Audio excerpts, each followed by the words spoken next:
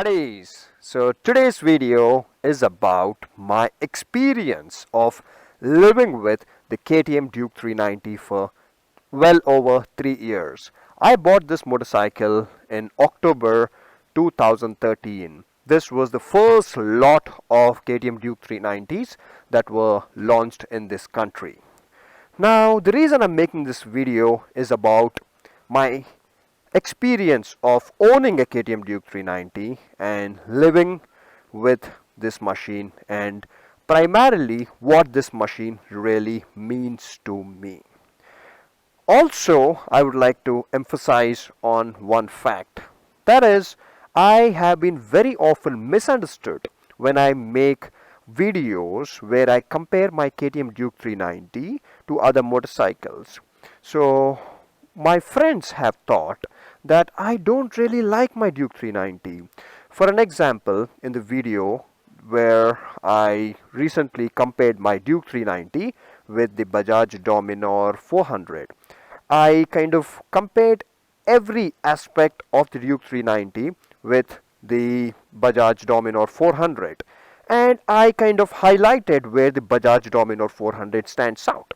And my friends thought that, and many other viewers thought that I'm being very biased towards the Dominar 400. But one fact that we all need to understand is that I own this motorcycle. I bought this motorcycle with my own hard-earned money, and I absolutely love this machine. So it is not that I stay biased towards other motorcycles.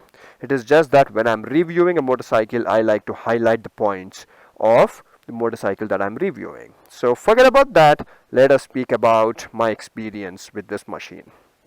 Now, this is not going to be a typical ownership experience video where I'm going to be talking about the service cost, the maintenance cost, spare parts and all that, because I already spoke about all of that. I'm going to be putting a link in the description of this video where I spoke about many points of the KTM Duke 390. It has been a very successful video. You can check it out.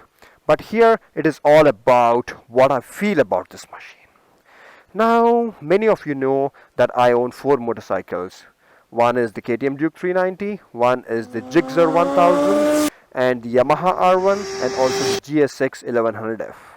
But if you all noticed, most of the time when I'm doing city rides or when I'm doing track riding, I'm actually riding the KTM Duke 390. Now, the reason being that is the all-round performance of this machine. This is the only motorcycle in this world which can be bought at that price. Of course, if you're buying it in America or Europe, the price is much higher. So I'm speaking about the price related to the Indian market. So this is the only motorcycle in the world which you can buy it for about 2,20,000 rupees, and which can absolutely smoke a superbike in urban traffic conditions because of the motorcycle being so nimble, so flickable, and having great power to weight ratio. And also, this is the only motorcycle, of course this and the RC390 is the only machine which can keep up with any superbike in conditions where you're out on a highway ride with your friends, because it doesn't matter. Even if I'm on a Yamaha R1 or a Gixxer 1000, I won't be riding at 200 kilometers an hour all the time, correct? I would be probably cruising at about 140 kilometers an hour. So this motorcycle, the Duke 390, can keep up with any superbike at 140 or 150 kilometers an hour with absolute ease, without stressing the engine. And this is a motorcycle which you can ride in city traffic, which you can ride on the highway with superbikes, you can go to work with, you can go to university, college, go and buy groceries, and also take it on to a racetrack and even challenge motorcycles like CBR 600RR or even Elite Class Superbike. And there is a video on the internet where a rider, unfortunately he passed away, Daniel, he actually smoked CBR 600RR on a Duke 390. So a good rider with this machine can do absolute magic. And the package that you get with this machine, I've said it again and again, the Metzeler tires, ABS, and the frame, the power to weight ratio, everything is something which no other machine in the competition offers. We don't have to go over it again and again. And also the spare parts, which are absolute rock bottom, as I mentioned many times before. That is the primary reason why I take my Duke 390 onto a racetrack and why I don't take my superbikes onto a racetrack, because I'm still learning to ride on a racetrack. I'm not an expert, and even if I become an expert someday, I don't get paid to ride on a racetrack, correct? I don't have sponsors. So if I end up crashing a superbike on a racetrack, we all know what happens. The superbike would break into pieces most probably, or even if it's a minor crash, it can have the alignment gone, or the forks damaged, or the alloy wheels broken, any kind of damage. And even a minor damage on a superbike would end up costing you about a lakh or more. So that is the reason I don't take my superbikes onto a racetrack, because if you go onto a racetrack like Kari, or for example even the MMSC Chennai, they are not wide enough for a superbike to be used. Yes, you can use a superbike, but not up to the full potential. So when I can't use a superbike up to a full potential and I don't have sponsors, why do I end up paying lakhs of rupees to fix a superbike in case I crash? Whereas I have crashed my Duke 390 twice personally, and my friends who are riding the Duke 390, my Duke 390, have crashed this machine another 2 times, and you know what? I did not have to spend a single rupee. Trust me, yes, not a single rupee. Only this thing broke the handguard and I didn't even care to fix it. Because that is the greatness of this machine. You can throw this machine around, this machine can fall. All that you have to do is get up and start riding her again, and nothing really goes wrong. And say worst case scenario, even if you get into a major crash on a racetrack and this motorcycle breaks into half, no big deal. You can fix the whole motorcycle, buy a new chassis, frame, everything, alloy wheels, the forks, everything for about 50,000 rupees. So that is the magical part of this motorcycle, where the spare parts are so cheap and also so accessible. Because if you crash an exotic motorcycle, this not just that the spare parts are expensive, but you even have to wait for the spare parts to arrive in this country, because they are all imported, whereas the Duke 390 spare parts are made by Bajaj and they are available right in our country. Also, this is one motorcycle which has been a stepping stone for anyone who would like to graduate to a superbike.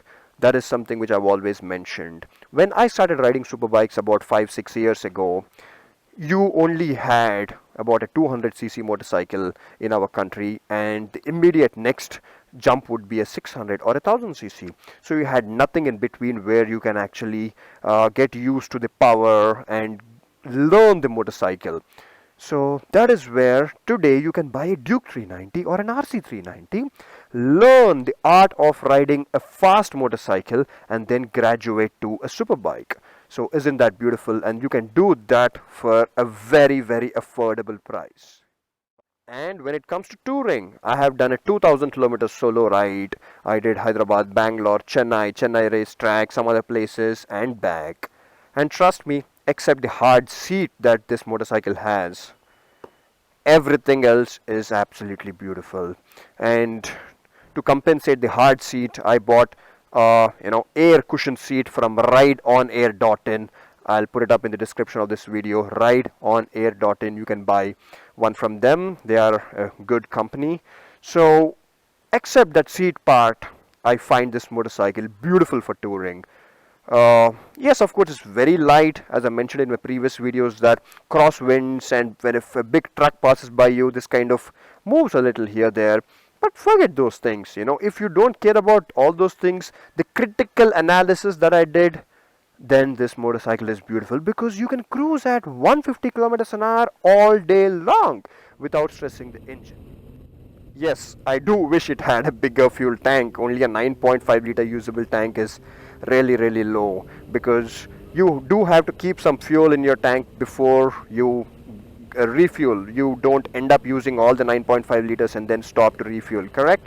So I refuel every 150 kilometers. So that is kind of really less when you're touring. So I wish it had a bigger tank, but that's all right.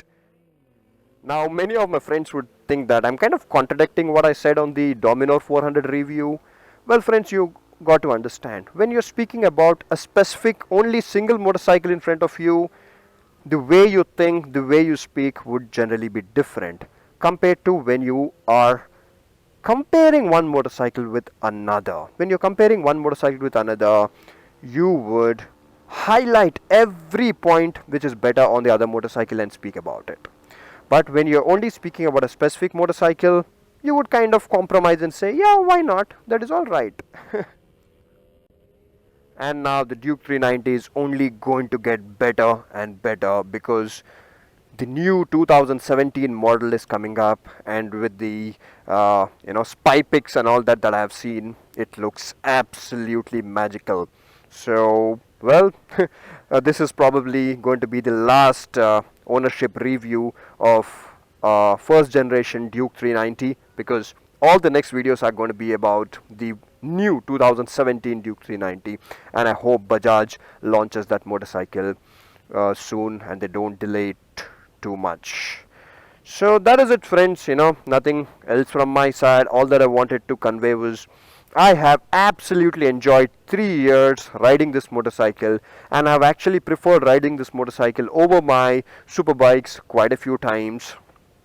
And this is the only motorcycle, as I said, you can commute, you can tour, you can take it to a race track, and even use it as kind of a family bike sometimes. So that is it, friends. If you have any specific questions, do let me know in the comments and I will try to answer.